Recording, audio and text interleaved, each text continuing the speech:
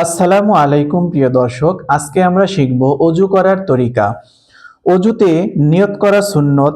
অজুর শুরুতে বিসমিল্লাহ পড়া সুন্নত। দুই হাতের কবজি সহ তিনবার ধোয়া সুন্নত। মিসওয়াক করা সুন্নত। তিনবার কুলি করা সুন্নত। তিনবার নাকে পানি দেয়া সুন্নত। সমস্ত মুখ তিনবার ধোয়া সুন্নত। ঘন দাড়ি খিলাল করা মুস্তাহাব। দুই হাতের কনুই সহ তিনবার ধোয়া সুন্নত। দুই হাতের অঙ্গুলি খিলাল করা সুন্নত। সমস্ত মাথা একবার মাসাহ করা সুন্নত। দুই কান মাসাহ করা সুন্নত। গরদান মাসেহ করা মুস্তাহাব। দুই পায়ের টাকনু সহ তিনবার ধোয়া সুন্নত। দুই পায়ের অঙ্গুলি খিলাল করা সুন্নত।